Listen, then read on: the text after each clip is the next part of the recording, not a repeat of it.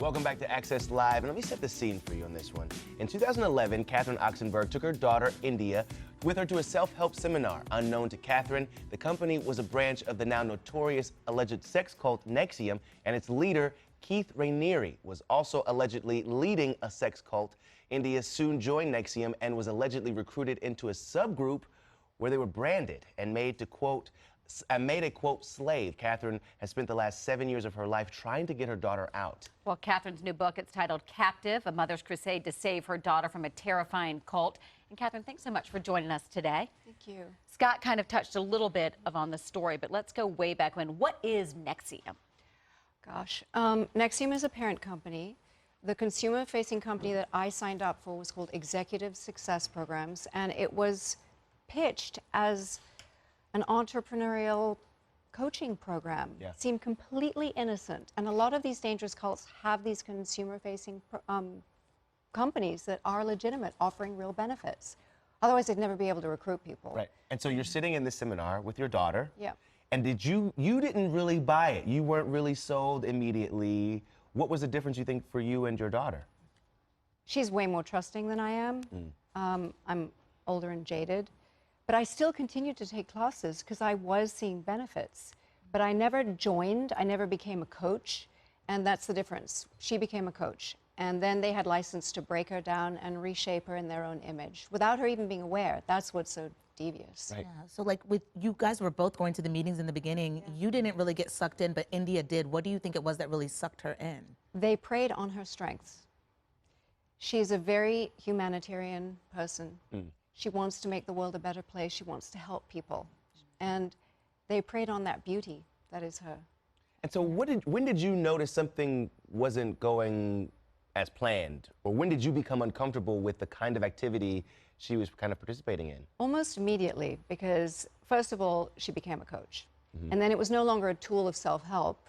It was a lifestyle. And I saw that it happened to other people who had had careers in the outside world, and suddenly they were these fanatical recruiters for executive success or other classes that NXIVM was, churning out one after the other. And then they took all her time and all her money, and slowly but surely it became her life until she moved to Albany, New York, which was the hub of the cult. What about some of the more disturbing things? Let's start with the branding. What does it mean? What does it entail?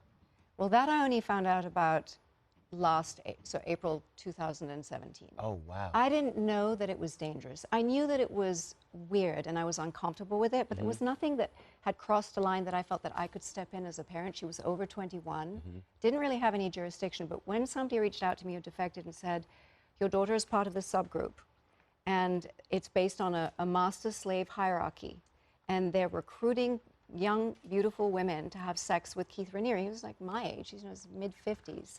And they're putting them on these very strict diets between 500 and 800 calories a day. What? Yeah, they were sleep deprived.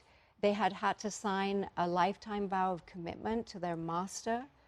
So, I mean... Their master being... Well, being whoever had recruited them. But then the first tier, it sounds so weird even talking about it, the first tier slaves answered directly to Keith.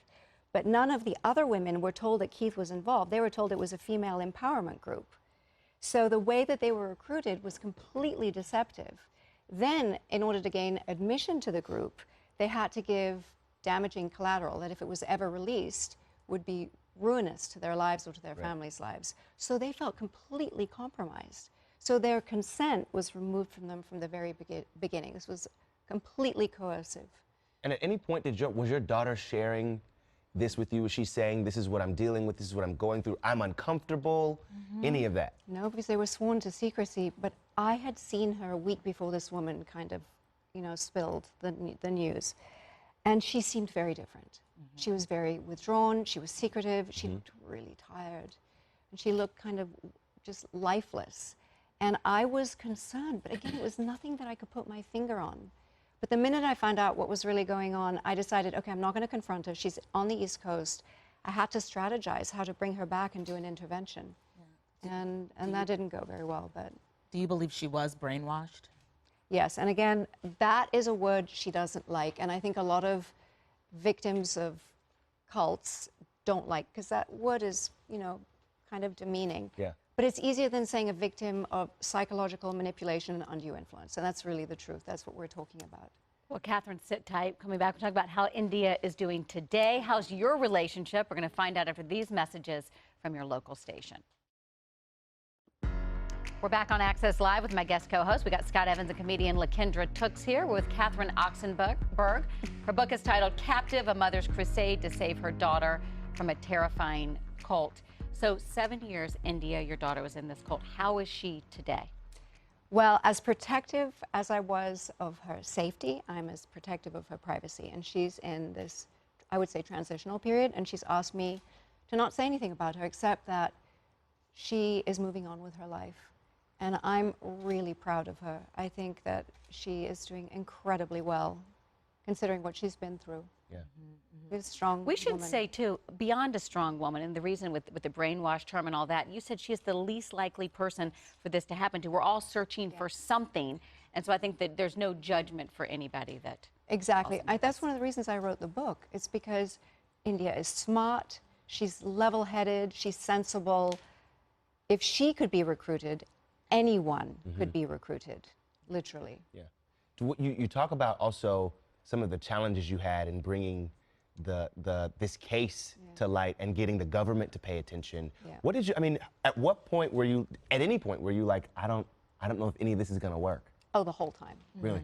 I just had to keep going. It's my kid. I couldn't give up on her, even if it cost me my life. I mean, some of the people involved, one of them is who runs the Mexican part of the cult, is the son of the ex-president, the most feared man in Mexico. And they've been known to, like, ice people. Have they threatened you? Yes, they have.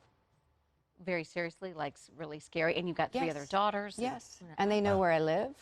I was going to ask, how has this affected the rest of your family? Oh my God, it polarized the entire family because they didn't know what to think because India was telling them, I'm great, I'm fine, I'm never going to forgive my mother for exposing me like this. She stigmatized me. And they were really scared that I was crazy at a certain point. Did you, I mean, at some point were you like, okay, wait, let me just check and make sure, because if my daughter's saying she's good, maybe these other people, you never know, right?